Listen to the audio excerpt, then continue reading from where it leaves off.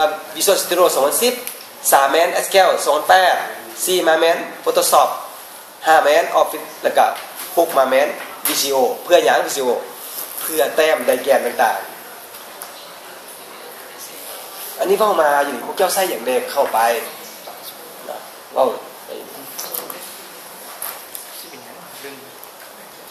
คิดว่าทูนั่นเนี่ยบันทึกทฤษฎีที่เกี่ยวข้องกับการเขียนบทนี่ผมจะต้องเว้าบ่ต้องเว้าก็ได้นะอันนี้ไปเว้าถึงว่าใน acknowledgement แบบใส่ปื้มเลยบอกว่าถึง database เอาได้หยังเพราะว่าอยู่นี่ก็เจ้าสิหัวเดียวบอก SQL แม่ง SQL server เบิ่งไว้นี่ VB บ่เว้าทฤษฎีน่ะต่อมามีหยังอีกนี่วิธีการเก็บข้อมูลก็เว้านี่อันนี้มาเบิ่งบัดนี้ออกแบบระบบแทบนี่ระบบจะเข้าอยู่เบิ่งบัดนี้อันนี้โมดูลโครงสร้างรวมโครงสร้างรวมอันนี้อื่นมาเป็นระบบฮานฟรีแมนออโต้สวิตช์นี่บทนี้นี่อาจารย์เรานี่อาจารย์ได้ตรวจสอบทุกขั้นตอนอาจารย์ได้เซอร์เราทุกขั้นตอนของเราเห็นเพื่อว่า 95% ถือว่าเป็นบทที่สมบูรณ์ที่สุดในบรรดานักศึกษาที่ได้รับเรียนมาในภาควิชาคอมพิวเตอร์อาจารย์ได้ตรวจสอบทุกขั้นตอนมีเวลาหลายพวกนี้ในการตรวจสอบแล้วก็บทใหญ่อีกใหญ่อีกการออกแบบของเราก็ถือค่อนข้างจะถึงหลายอยู่นี่และเวียกของเราจะอยู่ในห้านของเราจะมีอย่างใดแบ่งเป็นเวียกออกมาเป็นสัดส่วนออกมาตัวอย่างมาห้านของเรา1เวียกทำอิฐจะเฮ็ดคือจัดการข้อมูลอันนี้ออกแบบเลยนี่แหละอาจารย์บอกตัวนี้แหละเวลาบ่ได้ว่าสโคปเรียบร้อยไปบ่อาจารย์เราโปรโพสเรียบร้อยไปแล้วโปรโพสผ่านแล้วโปรโพสพอตั้งแต่สโคปแล้วก็เบิดถ้าก็มีแผนอันนี้อาจารย์ว่าตัวนี้เขาไปตื่นก็ได้ถ้าจะมีแผนที่จะเห็นตัวนี้เอิ้นมาเป็นแผนว่าสิเฮ็ดหยังได้อาทิตย์เดือนนี้เฮ็ดหยังเดือนนี้เฮ็ดหยังเดือนนี้เฮ็ดหยังเดือนนี้เฮ็ดหยังก็ดีแฮงดีอันนี้แผนเขาจะเฮ็ด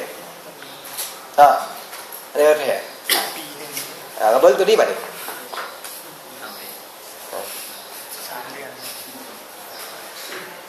มึงเด้อ1เรื่องสำคัญคือจัดเก็บข้อมูล2แม่นการขายและบริการ3มาแม่นจัดการสร้าง4มาแม่นรายงานเด้อแต่ว่าถ้าว่าพวกพี่อาจารย์ว่าใหญ่เด้อพวกพี่เด้อใหญ่หลายเพราะว่าจะบ่ว่าผิดดอกอาจารย์ว่าตัวใหญ่ฟังซึ้งก็เจ้าเฮ็ดตัวนี้มัน5บ่5คนปีนึงก็3เดือนนั่นแหละผู้จบสั้นนี่น่ะอาจารย์ว่าผู้จบสั้นนี่น่ะเขารักษาเป็นตัวเฮ็ดเรียนอยู่ในแพทย์เป็นแผนการก็เดือนเนี่ยเริ่มแต่เดือน1จนถึงเดือนเดือน2หมดเรียนมาเบิ่งนี่อย่างที่3คือหยังจัดการสร้างที่4มันรายงานว่าอย่าง4แบบใหญ่เห็นบ่4แบบใหญ่แล้วมาแบ่งแยกเอาอีกบัดนี้จัดการข้อมูลมีหยังแน่ข้อมูลอย่างใดที่เก็บอยู่นี่1ข้อมูลของลูกค้า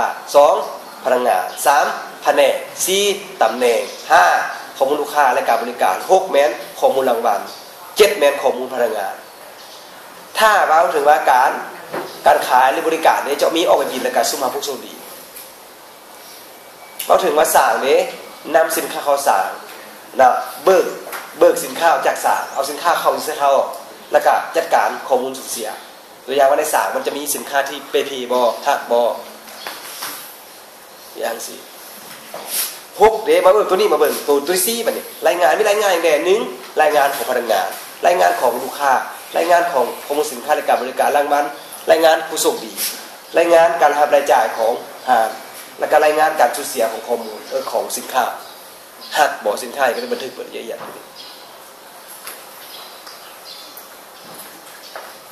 เราอยู่โอเคต่อ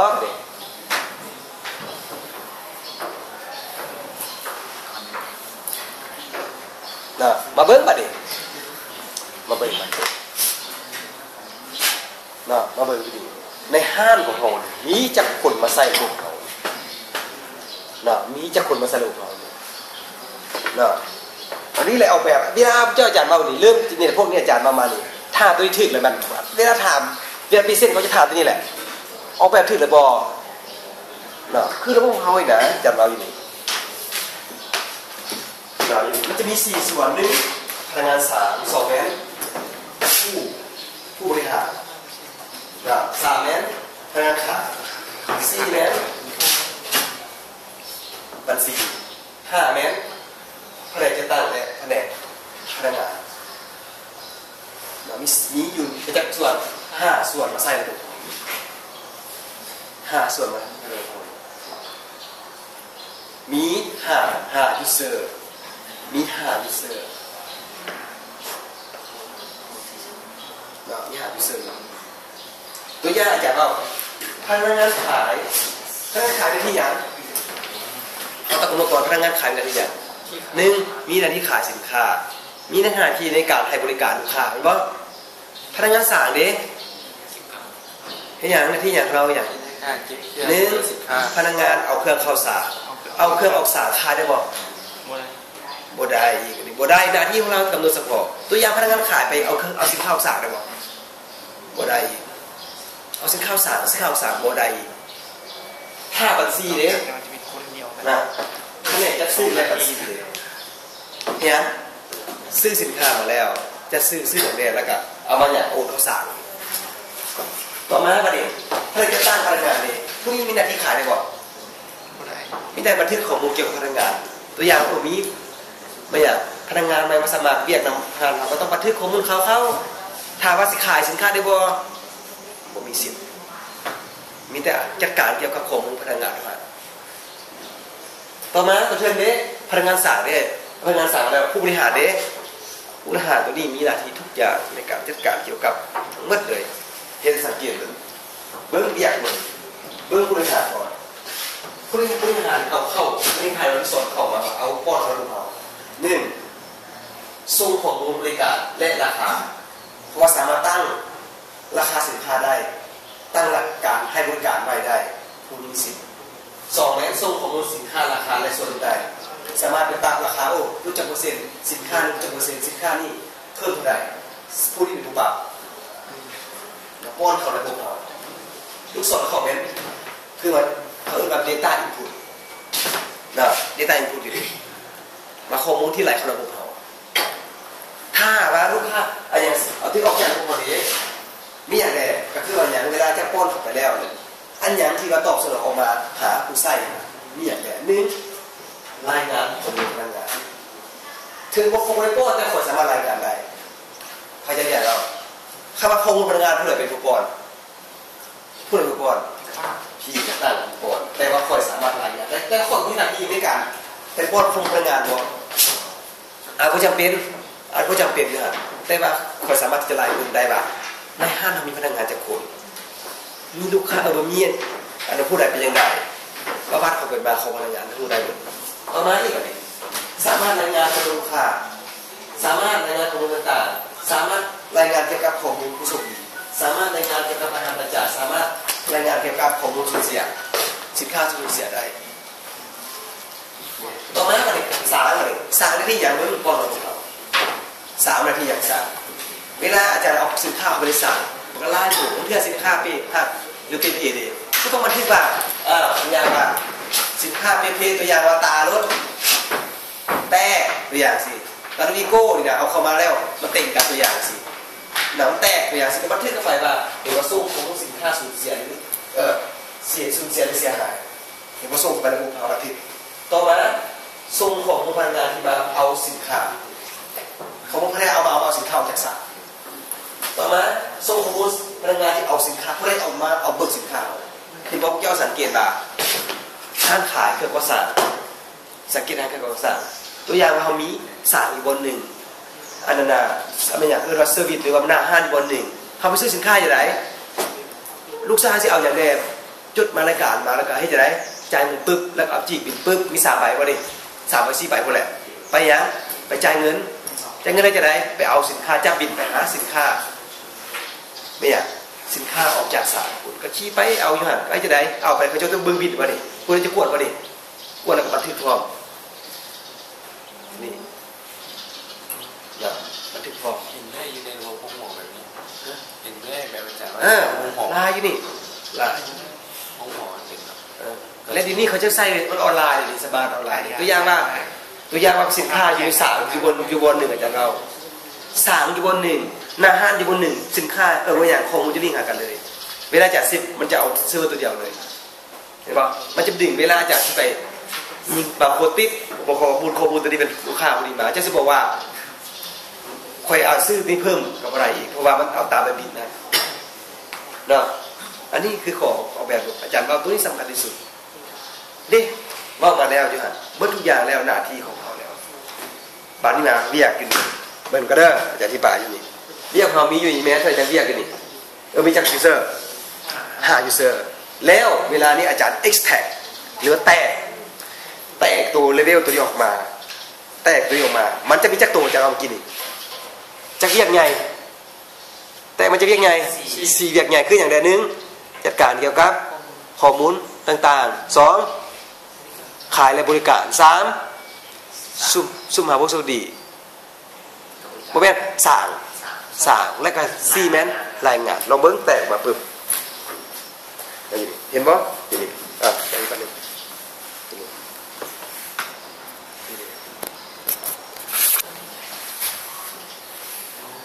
เนี่ยย้ายจากเราอยู่ย้ายเบิ้งอาจารย์เบิ้งกันเบิ้ง1จัดการข้อมูล2บริการขาย3จัดการ4เนี่ยรายงานหรือว่าอาจารย์เรา4รายงาน4เรียกเขาบ่เห็นว่าอาจารย์มาแตกปึ๊บออกมาเป็น4เรียกว่าอาจารย์เรา4เรียกอยู่นี่ต้องแตกมาตามตัวเดียวอยู่บนว่ายูฮัน3ยูฮันมี4แตกมาเป็น5อันนี้ก็บ่ถึงแล้วต้องถึงทุกอย่างแตกมา4เรียกจะเรากินยูเขาเขียนอยู่ถึง4เรียกแตกมาเป็น3เรียกบ่ได้อีกแตกมัน5เรียกบ่ได้อีกตามที่เขาเขียนนั่นแหละเบิ้งมาดิอันนี้ตัวนี้แหละเห็นมโนภาพรวมเบิดเลยอยู่ในหน้าตาตัวนี้เห็นทุกอย่างในฟอร์มเขาเห็นทุกอย่างในระบบซิสเต็มเขาเราอยู่นี่เห็นทุกอย่างเลยมาเบิ้งวันนี้มาเบิ้งมาสร้างอยู่เนี่ยอาจารย์เราอันนี้อาจารย์เราข้อมูล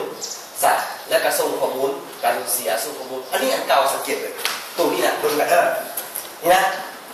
วันนี้นะอาจารย์ว่าทุกคนอาจารย์ว่าศาสตร์ก่อนที่อาจารย์เขียนก่อนอันนี้เบิ้งก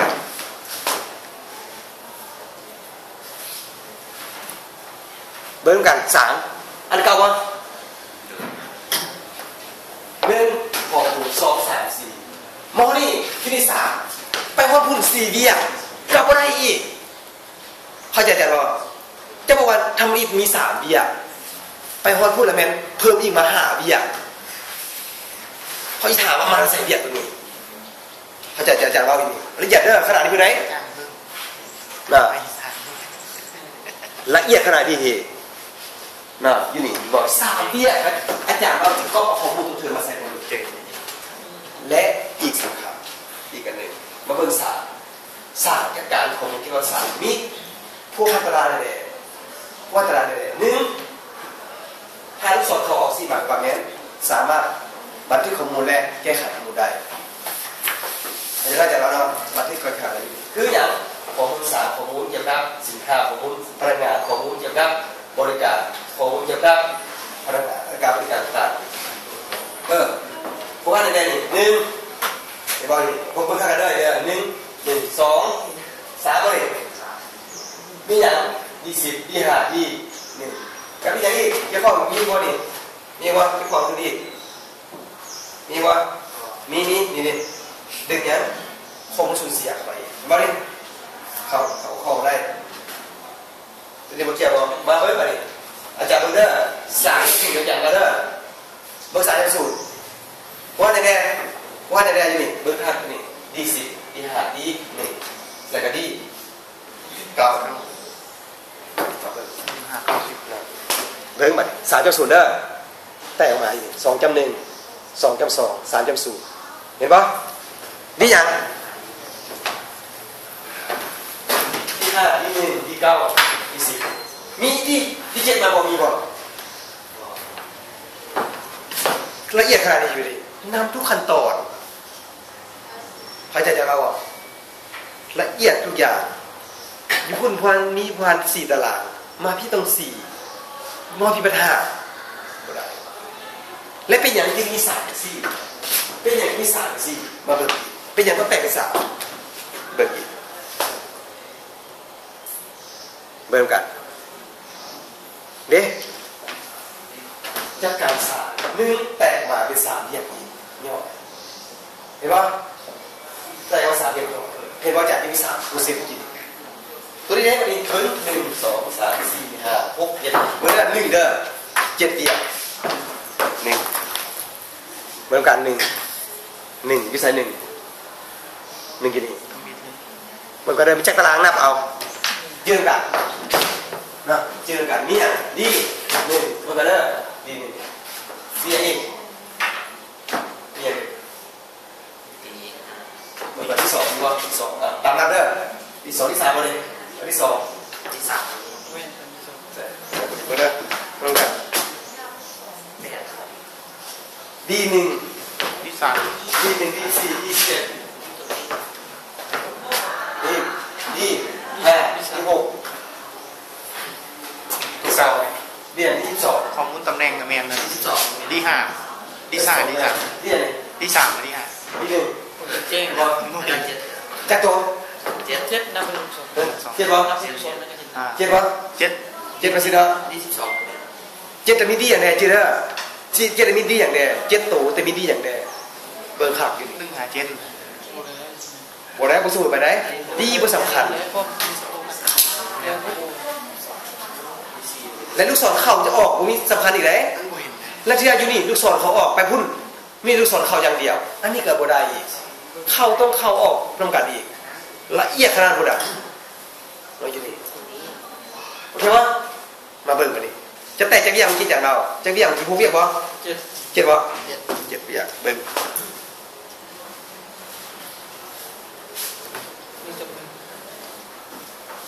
ประมาณนี้1 2.1 3.1 4.1เป็นทั้งหมดกันกลายแล้วมันมีที่ส่วนแต่ว่าลูกนี้รีวิว1นี่นับเอา1ใส่1 1.1อยู่เห็นบ่อยู่1บ่สำคัญเด้อนี่1นี่ใส่2 3 4 5 6 7เห็นบ่พอจะตารางดี1ดี2ดี3ดี4ดี5ดี6ดี7นี่ให้อาจารย์เราต้องไป4เกินก็บ่ได้อีกก็บ่ได้อีกต่อไปเบิ่งรายงานได้ป่ะนี่อ๋อให้มันจะเบิ่งรายงานดูให้มันงามอยู่นี่รายงานมีจักฟิวรายงานจักตัวรายงานเบิ่งกันดูแล้วมีจักตัวรายงานนี่1 2 3 4 6 6เด้อแตก6ลงมาดิรายงานแล้วนี่6ตัวเห็นป่ะ1 2 3 4 5 6แล้วผู้พันเนี่ยตารางแดเบิ่งว่าตารางแดเบิ่งกันดีอย่างดีรายงานก็ได้นี่จัดเบิ่งกันอยู่นี่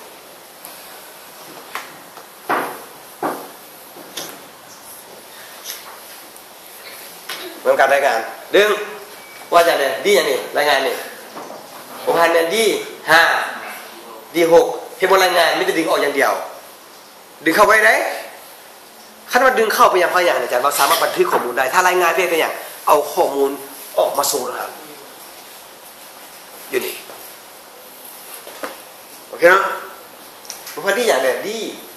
9แมนดี5ดี6ดี1ดี4แมนเบิร์ดฟังนะดี9แมนต่อไปเบิ้งดี7ดี8ดี12มันก็เด้อดีไล่ตามน้องหายใหญ่กันซะดีอย่าง1 4 5 1 4 5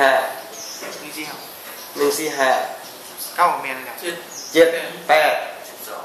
8แล้ว9อยู่นี่9เรื่องว่าอย่างว่าสูญเสียนะ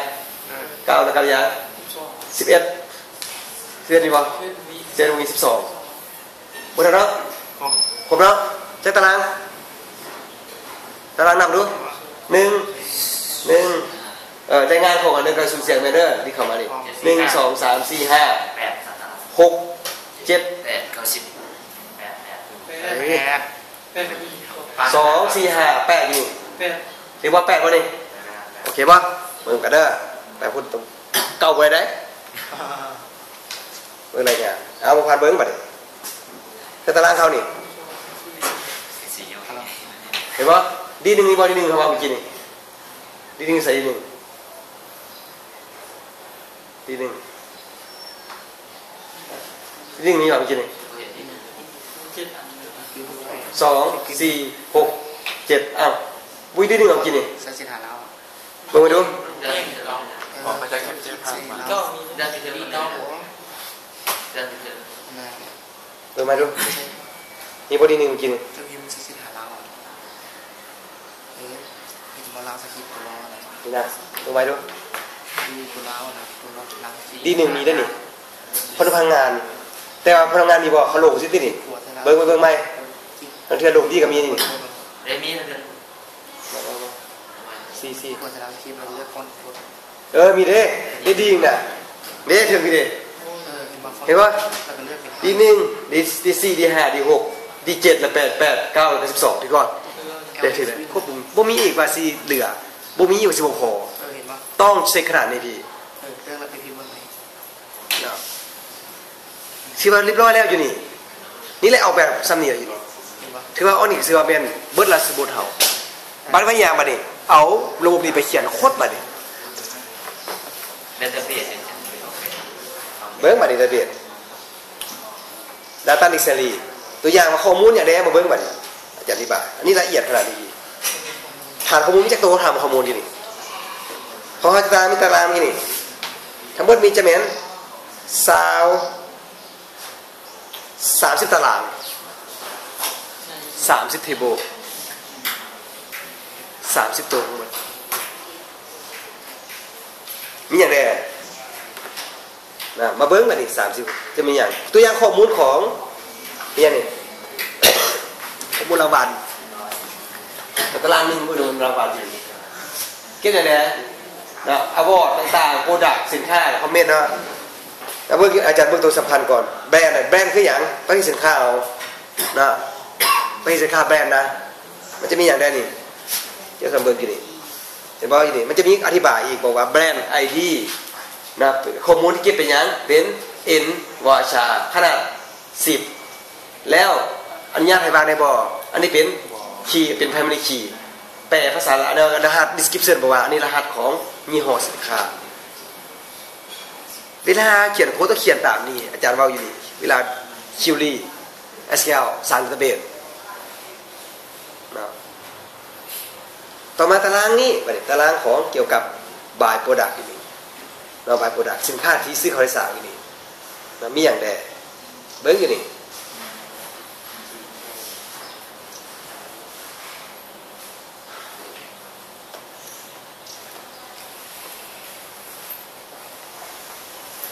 เบิ่งด้วยนี่มีอย่างใดนี่บาสินค้านะคือเราแม่นตารางเก็บกับข้อมูลสั่งสินค้าในศาลเขาได้สั่งหรือว่าจะมีบอกว่า buy ID เลขที่การค้าเลขบินอะไร buy ID นี่เรา customer ID class ID เรา product ID buy in currency ID แล้วที่เขาจะเก็บเงินสกุลเงินพ่อมาเนี่ยเงินกีบเงินบาทเงินดอลลาร์นะแล้วก็ exchange rate เท่าไหร่ในมื้อนั้นนะเขาเก็บระดับนะพี่นะจะมีบอกว่านะมีอย่างอันน่ะมีอย่าง put in warehouse คือว่าอย่างเงื่อนไขในการนำสินค้าเข้าในศาลจะมีสูตรกำเนิดคือนำสินค้าเข้าศาลหรือนำสินค้าออกจากห้างมี2นะอยู่ดีแล้วก็มีอย่าง reference number บอกว่ารหัสของบริษัทอีกนะ by date วันที่นะนำสินค้าเข้า amount เท่าไหร่นะ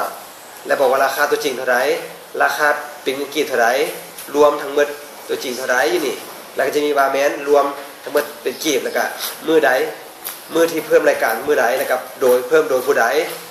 นะแล้วก็นี่อย่างนี้เพิ่มจากหมายเลข IP เท่าใดตัวอย่างว่าเขาเจ้าอยู่ห้างก็จะมีหลายเครื่อง หลายเครื่องตัวอย่างว่าเขาจะมีหา user เขามีหาเครื่องเขาเก็บซื้อผู้ป้อนแล้วต้องเก็บรหัสเครื่องอีกว่าเครื่องเท่าไหร่มาแอดสินค้าตัวนี้ต่อมาบัตร currency สกุลเงินเห็นบ่อันนี้มันเก็บสกุลเงินใช่หรอกตารางเก็บ customer เก็บของ customer เขาเจ้ามีอย่างแดงบางอย่างนึงมีอย่างรหัสลูกค้านะรหัสนำหน้าของลูกค้าคืออย่างเท้าหน้ากันนะเอาเก็บไปสิ2แม่นรูปรหัสของรูปลูกค้านะซื้อเต็มลูกค้าซื้อเต็มลูกค้าซื้อลูกค้านามสกุลนะวันเดือนปีเกิดเพศปัจจุบันตัวที่อยู่ลูกค้าเมืองลาดแขวงเห็นบอกเขาจะบ่เก็บที่ซ้ำอยู่นี่บอกเขาเจ้าที่อยู่เขาเจ้าเก็บนะเมืองเขาจะบ่เก็บซ้ำเขาบ่เก็บตลาดเขาเก็บตีเอาเมืองกันได้นะแต่ในตัวนี้ได้แล้วในตัวนี้เขายังบ่เฮ็ดเขาสามารถแตกต่อได้นี่สามารถเป็นแตกตารางเมืองอีกเพิ่มตารางเป็น31ตารางได้แล้วก็เลขทะเบียนเท่าไหร่เบอร์รถเท่าไหร่อีเมลเท่าไหร่เว็บไซต์เท่าไหร่นะแล้วก็วันที่เพิ่มรายการเท่าไหร่เพียงเพิ่มโดยผู้ใดแล้วก็เพิ่มจากเครื่องหมายเลขใดเขาเก็บกันนะพี่นะดีพาร์ตเมนต์นี่แผนกนะเราจะมีข้อมูลเอ็กเชนเลทอีกบางตารางอินิเชียลคือตัวอย่างคำนำหน้าเท้าหน้ากันนะจริงแล้วมันจะเป็นก็ได้มันบุยเสื้อเนาะอาจารย์ว่าตัวนี้ก็จะเห็นกันจะว่าตัวอย่างว่าเท้านางนี่นะมันไม่จำเป็นอาจารย์เรามันจะเป็นไปอย่างตัวอย่างมีบ่นะเท้านางแล้วบางคนขนาดสิเพิ่มอีกตัวหนึ่งมีบ่นางสาวกำลังมาลาอันละยุลาวนะเขามีบ่จุฬาเขาก็ใส่รุ่นไหนกับเท้าบนนางบนน่ะทอตัวนอนะ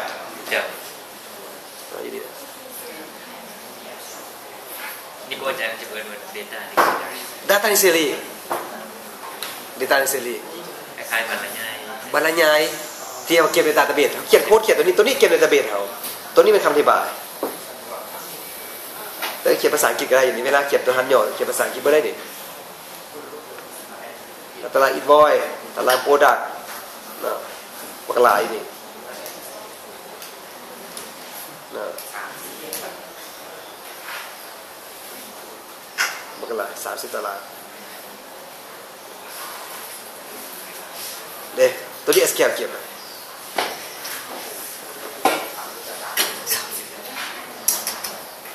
ใหญ่บบใหญ่ตัวนี้จันเรามาบบใหญ่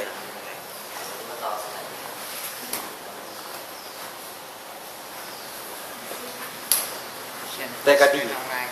บทของเรานี่ป้องกันก็ดีอีกป้องกันแล้วก็ดีอีกแล้วก็ค่อนข้างจะสมบูรณ์โปรแกรมก็เกือบสมบูรณ์โปรแกรมนี่ก็ว่ายังบ่เห็นบางเวลาล้านบ่เยอะเลยเวลาไปป้องกันบ่กันแต่บ่ได้ใจบ่ได้สิ่งเบื้องต้นนี่มันลายใหญ่เด้แล้วมันใหญ่เด้อาจารย์กวดปากหลายกวดอย่างก็มันหลายพวกข้อมูลพวกเจ้าว่าอยู่นี่ถ้าเทเบิลมี30เทเบิลแล้วฟอร์มจากฟอร์มจากฟอร์มเจ้าว่าฟอร์มจากฟอร์ม30มาตัวนี้กว่าเทเบิลแล้วเทเบิลจะกันยินบอสเทเบิลมี30เทเบิลแต่ว่าถามมาจากฟอร์มมีจากฟอร์มนี่เอ้ยอาจารย์เปิดก็จะเปิดอะไรเปิดจะเปิดมีจากเทเบิลแท้มีจากฟอร์ม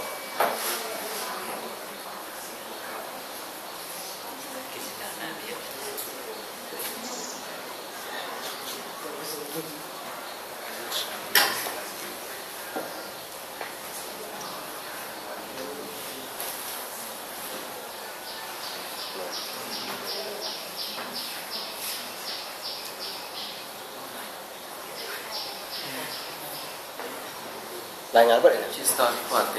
นั่นแหละเป็นภาษาวิบีวิบีเขียน2010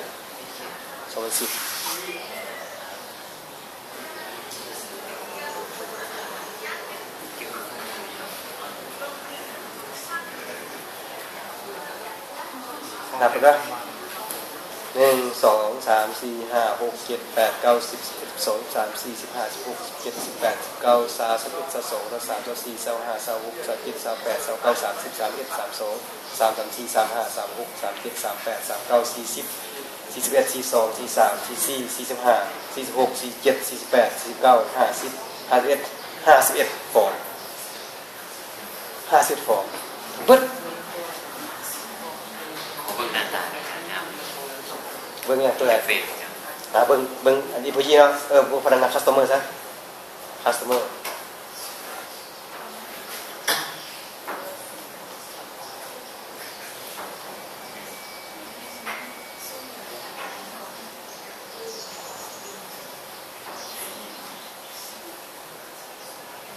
แต่ว่าตัวนี้ก็เจ้าอันนั้นเด้อ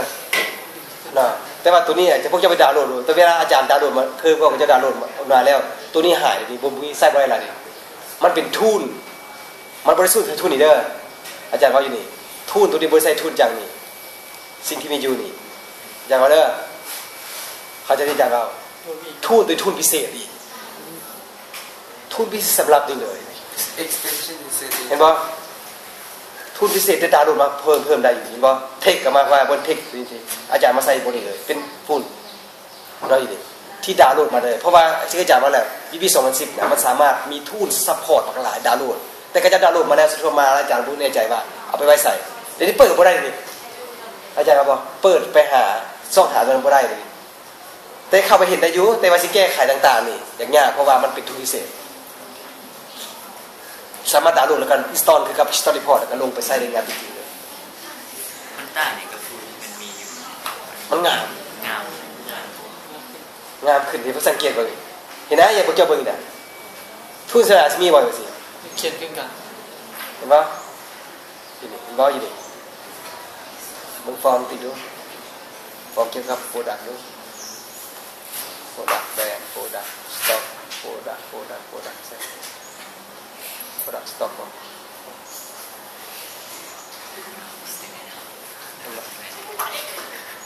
ตัวไซส์1 2 8 เนี่ยตัวนี้แม่นปกติมันอย่างนี้ ก็รีวิว แล้วกี่วิวบ่ list view ก็มาขายเพราะฉะนั้นเขาจะใช้ list view มาสวยก็ได้แต่มันมี2แบบอยากใส่ดับเก็บ view หรือใช้ list view สวยแต่ว่าไปแล้วก็ตัวนี้มันบ่มีทุนพวกเจ้าไปอันน่ะดาวน์โหลดเบิ่งมันมีคำว่ามีจำกัดเพิ่มมันก็มีตัวอย่างว่าทุนซัพพอร์ต VB 2010แหละดาวน์โหลดโดดแต่อาจารย์ดาวน์โหลดมาแล้วตัวนึงมันใช้บ่ได้อยู่เห็นแล้วเอาไฟจังซั่น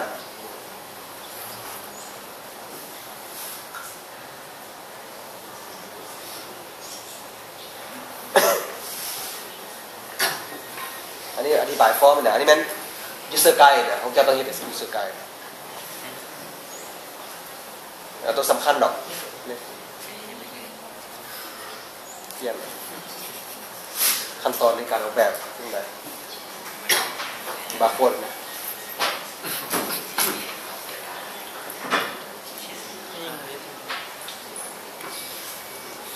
เนาะเป็นสั้น